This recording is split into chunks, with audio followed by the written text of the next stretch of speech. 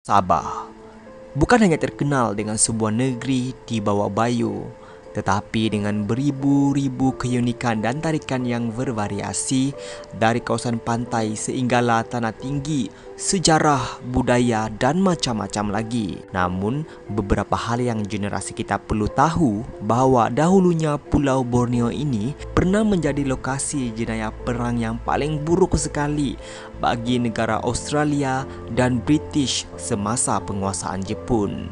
Beribu-ribu tentera Australia dan British telah terbunuh dan hari ini kita boleh lihat sendiri pembinaan satu tugu dengan beribu-ribu nama tentera yang terdapat di Sandakan dan juga di Ranau. Death March ataupun Kawat Maut adalah satu ungkapan yang penuh tragis bagi menggambarkan tragedi ini. Meskipun ia sudah berlalu lebih daripada 70 tahun yang lalu, namun tiada siapa yang boleh melupakannya. Sehinggakan hari ini, iaitu pada 25 April setiap tahun, sebuah hari peringatan akan diadakan di Sandakan Memorial Park yang diwakili dari negara Australia dan British. We meet together on this special day to remember all those who gave their lives in this place and in all wars. Oke guys, jom kita lihat apakah fakta di sebalik kejadian ini. Hai guys, kembali lagi anda ke dalam channel saya, iaitu Wells Official Channel. Tentunya suatu channel yang sentiasa memberikan anda maklumat baru berkenaan dengan fakta, konspirasi, mitos dan juga sesuatu yang bersifat historikal. Pertama, perjalanan dari Sandakan ke Ranau sejauh 260 km. Suatu perkara yang tidak pernah difikirkan terhadap tahanan-tahanan tentera Jepun ini adalah berkenaan dengan berjalan kaki secara beramai-ramai ataupun dipanggil Kawat Maut dari Sandakan ke Ranau, iaitu sejauh 260 km. Ini adalah suatu mimpi buruk oleh tahanan-tahanan tentera yang berjumlah lebih daripada 2000 orang itu. Bayangkanlah, sekiranya kita menggunakan kereta dengan kelajuan purata 60 km per jam, akan memakan masa lebih kurang 5 hingga 6 jam, iaitu dari Sandakan ke Ranau. Jadi, bagaimana pula apabila kita berjalan kaki dengan keadaan jalan yang berbatu, berbukit curam, sungai dan hutan? Satu kajian dan rakaman semula yang dilakukan oleh wakil Australia ada menyatakan bahawa hutan Borneo ketika itu adalah negara hutan belantara yang paling teruk di dunia. Tetapi, adakah hanya itu cabaran yang mereka perlu hadapi? Jawapannya adalah tidak. Tentera-tentera tahanan Jepun ini dipaksa keluar dari kem tentera di Sandakan dalam keadaan kesihatan yang amat teruk untuk berjalan kaki ke Ranau. Lebih teruk lagi, bekalan makanan juga tidak mencukupi, sehinggakan satu persatu tentera Australia dan British telah mati. Sementara itu, bagi mereka yang tidak mampu meneruskan perjalanan juga akan ditembak mati tanpa bicara. Banyak juga tahanan-tahanan tentera yang diabaikan mati kelaparan di sepanjang perjalanan. Kedua, Kawat Maut ini terbagi kepada 3 siri. Keputusan Kawat Maut ke Ranau sebenarnya adalah sengaja dilakukan oleh Jepun yang bertujuan untuk membunuh semua tahanan perang tersebut. Seramai 455 jumlah tawanan perang pada siri pertama ini. Semuanya adalah dalam keadaan kebuluran dan sakit yang telah dipaksa keluar dari kem Sandakan. Sewaktu bergerak dengan berjalan kaki, 60% daripada mereka adalah tidak berkasut, iaitu berkaki ayam sahaja. Di akhir perjalanan yang hampir 2 bulan, hanya 165 sahaja yang tiba di Ranau.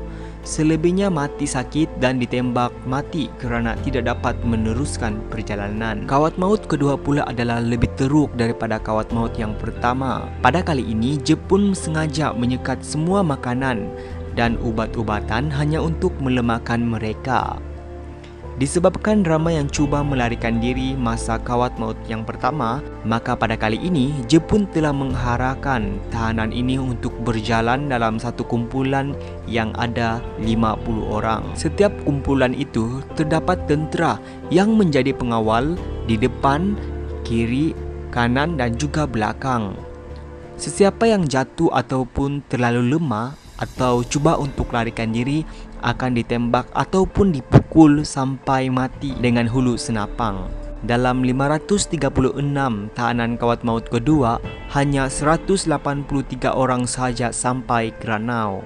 Kawat maut ketiga adalah bagi tahanan, iaitu seramai 250 orang. Namun, hanya 75 orang yang bertenaga sahaja yang telah dipilih untuk berjalan ke ranau. Sementara, yang lain pula telah dibunuh. Walau bagaimanapun, tahanan perang yang terakhir ini adalah terlalu lemah sekali. Mereka hanya mampu berjalan sejauh 30 km dan akhirnya semua mereka ini telah dibunuh.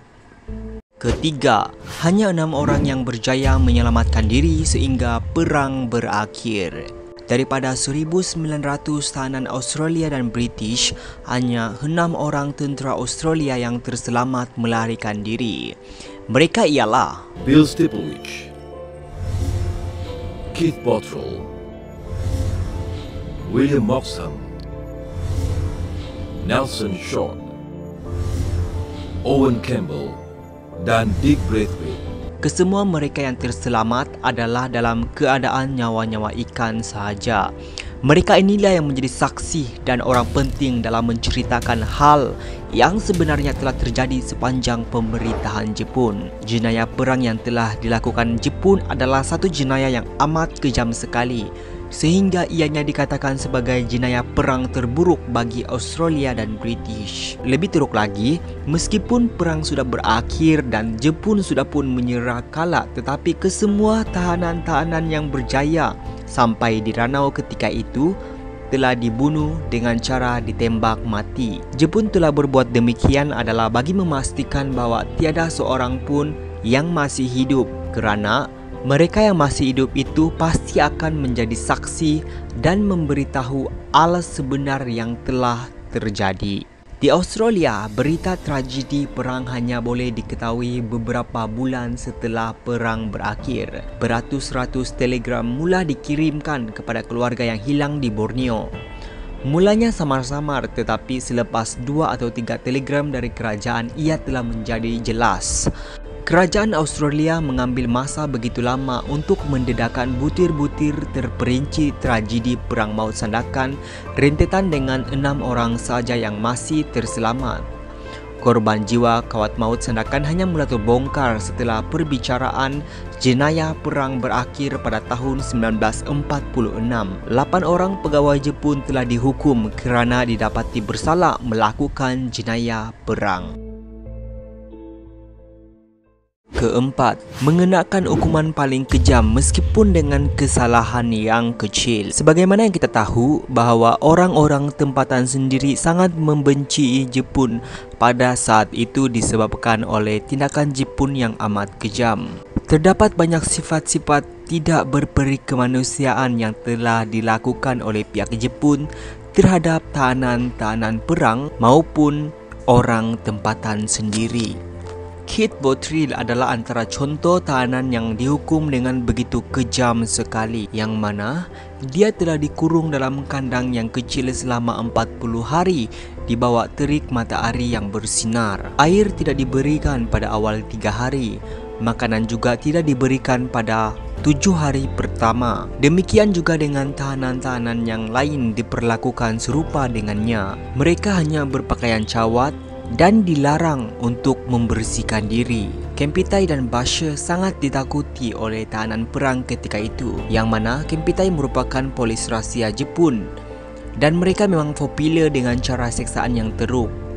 Antara kesalahan yang mengundang seksaan adalah mengambil makanan lebih daripada bahagian sepatutnya, menyeludup ubat-ubatan, membuat senjata atau radio sementara, dan juga mengesat pelu. Cara seksaan lain termasuklah meletakkan pin besi di bawah kuku tahanan, memaksa tahanan minum air sampai kembung perut, dan membakar kulit tahanan dengan rokok dan api. Basher juga melakukan tugas yang berat. Mereka akan berjalan dan membawa kayu atau bulu, memukul sesiapa sahaja yang bekerja dengan perlahan dan nampak keletihan. Kelima, orang kampung berbangsa dusun sebagai penyelamat. Menyelamatkan, menyembunyikan atau memberi makanan kepada tahanan-tahanan Jepun ini adalah bermaksud seseorang itu mengambil risiko besar, iaitu mati dibunuh. Mana-mana orang kampung yang didapati memberikan makanan ataupun perlindungan kepada tentera Australia dan British ini, mereka akan dibunuh oleh askar Jepun. Namun demikian, atas dasar simpati dengan tahanan-tahanan dan sifat keperamaan orang-orang kampung ini, mereka secara senyap-senyap memberikan makanan kepada tahanan-tahanan tentera ini. Mereka amat kesian dengan keadaan tahanan tentera Jepun yang begitu kelihatan kurus dan sudah tidak bermaya untuk meneruskan perjalanan. Pegawai Warrens William Stick Pewage adalah tawanan terakhir yang berjaya melepaskan diri. Beliau seorang yang boleh membuat berbagai kerja. Menjadi tukang masak tentera Jepun di Ranau, telah diberikan amaran oleh seorang pengawal promosan bahawa kesemua ketuanya merancang untuk melakukan pembunuhan beramai-ramai kepada baki tawanan yang tinggal. Goody Hill adalah orang asli dusun yang telah menyelamatkan dan menyembunyikannya. Sebagai tanda menghargai pengorbanan dan jasa orang kampung, Major Harry Jackson telah dihantar ke Borneo pada 1946 untuk mencari dan memberi ganjaran pada orang tempatan yang telah banyak membantu semua tawanan ini.